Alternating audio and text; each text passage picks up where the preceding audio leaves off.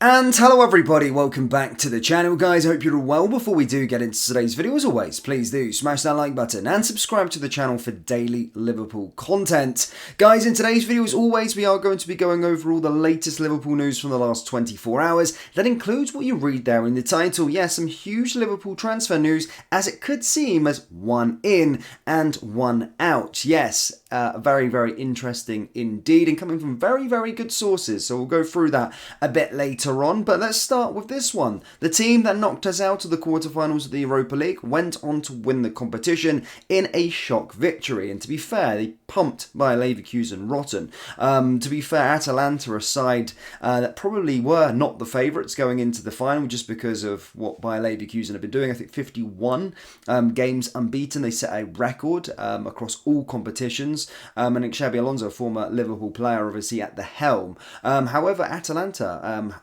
basically pumped them yesterday. There was no problems there, and I actually kind of seen what Gasperini was all about. And while some Liverpool fans will say, well, we weren't at our best, I've not seen many teams, regardless, in a European night come to Anfield and pump us rotten. And Atalanta did that. So sometimes maybe a bit of frustration that it wasn't us lifting that trophy in Dublin. But again, congratulations, I suppose, in order to Atalanta. They've been absolutely fantastic, and they beat us fair and square in that quarter-final phase and have went on to win the competition. So yeah, fair enough to them, and kudos to them. Now, in other news, guys, Darwin Núñez has been lighting a rod for criticism in recent months, which seemingly led to the striker deleting all posts about Liverpool from his Instagram. Núñez attracted headlines at the beginning of May when, following the 4-2 win over Tottenham that saw him criticised for another glaring miss, he removed all trace of Liverpool from his public Instagram. It led to speculation over the striker's future, though it has been since widely reported that there was no plans to sell the number 9 this summer. But after an unhappy end to the campaign and more scrutiny after Jurgen Klopp was spotted not applauding Jurgen Klopp during his guard of honour at Anfield, Núñez has vowed to avoid even the good stuff on social media.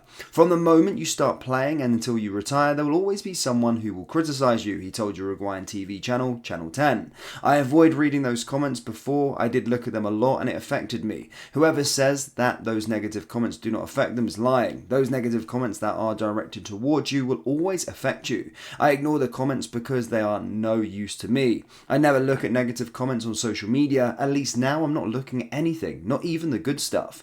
Any suggestion of a rift between Núñez and Klopp was quashed as the pair were filmed dancing together at the manager's farewell party on Sunday night. The 24-year-old has since updated his Instagram page to include a photo of himself and his family wearing Liverpool kits on the pitch at Anfield.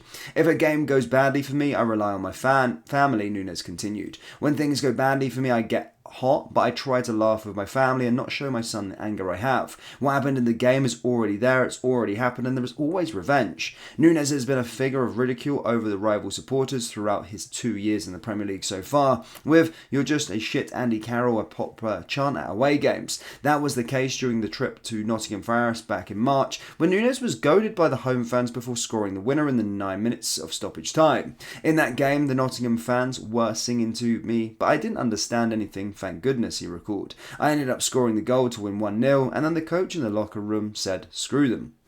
So, there you go. Positive ending, I suppose, to the whole Darwin Núñez saga. And as we stated when Arne Slot was appointed, Arne Slot sees him as a player that is very, very pivotal and very, very important to this team going forward into the future. So, Darwin, there will be no shock departure for him. And it does look like the raft is kind of over. And we can lay that one firmly to bed, which is always good to see.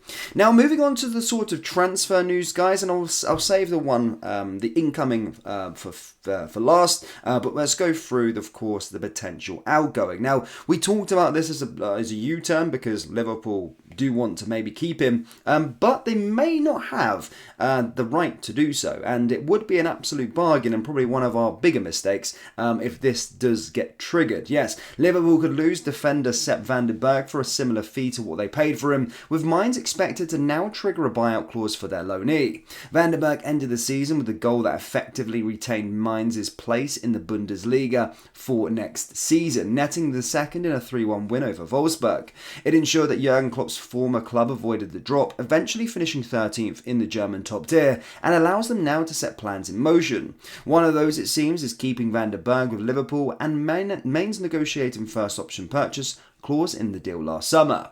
According to Kicker, Mainz now intend to activate the clause, which they claim would allow them to sign the Dutchman for less than €5 million. That would value the potential move at below £4.3 million, which is lower than the full fee Liverpool agreed with Zwolle when Van der Berg made the first switch to Merseyside in 2019. Though the Reds paid an initial £1.3 million for the 17-year-old, various add-ons would take that up to £4.4 million. It remains to be seen if Van der Berg reached all the targets required to trigger those add-ons, but either way, there would be a little profit made if he was to join Mainz this summer. The exact details of the agreement with Liverpool are unclear, and it may be that Mainz do not have the option to simply buy the centre-back outright, but there appears to be the desire to retain the 22-year-old on a permanent basis after a campaign that saw him make 36 appearances and score 3 goals. Van der Berg may still opt to head back to Anfield in a bid to impress the new head coach Arne Slot in pre-season, with a change in leadership potentially offering him a better chance of establishing himself in the first team.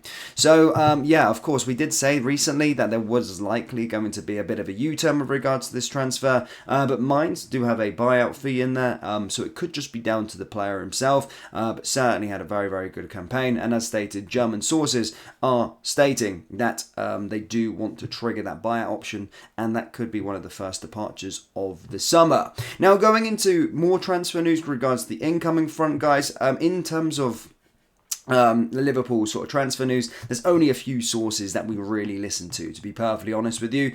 Some of them are good, some of them are not so good when you're looking in the transfer space. So leave it to me to sieve through. That's why I'm doing this channel, is to sieve through all the crap and give you stuff that's only reputable. I'm not going to flood your timeline with shit from you know, The Sun or the Daily Mirror or something like that, you know, these newspaper talks. But, however, we do want to discuss this one because it comes from the Telegraph. Now, I do keep an eye on Dutch football, and actually in the Dutch space, when it comes to Dutch football, they are quite blunt. They're quite blunt as people, I think, but they're quite blunt when it comes to media. They don't really have this media frenzy that we do every year in sort of transfer stuff. So when their sources say something is gospel, and this is coming from the Telegraph, probably one of the biggest not the Telegraph in the UK, but the Telegraph there is the Dutch's biggest and probably most reputable sort of news outlet. They've claimed that Liverpool have Feyenoord goalkeeper Justin Bijlow on the shortlist this summer. The interest apparently is completely separate from Arne Slot. The Liverpool goalkeeper scouts already followed Bijlow's actions last year, and is expected that they could make a move ahead of the summer. The goalkeeping position is very, very interesting because it's being reported that Kelleher will potentially go out the door, that he's wanting to seek more game time. He's wanting to go out and play week in and week out, and he does believe that he can't really do that at Liverpool. And then, of course, with Adrian, it's expected that he's going to leave. So we do need backup options. This is not going to be a player that's going to be better or come in for Alisson, but certainly if Kelleher was going out to the door, we need someone, because Alisson, as much as he's the best goalkeeper in the world, he does actually have a pretty poor injury record for a goalkeeper, and there's always times in the season where he misses about 10-15 games, and those can be pivotal, and that's why Kelleher has been fantastic when he stepped in. So if Kelleher is going to go, it does look like we do this by Justin Bijlow, which looks like a good option for us. But either way, that's coming from the Telegraph. That's very, very reputable, so that one could potentially happen, but we may see a knock-on effect with regards to the goalkeeping options.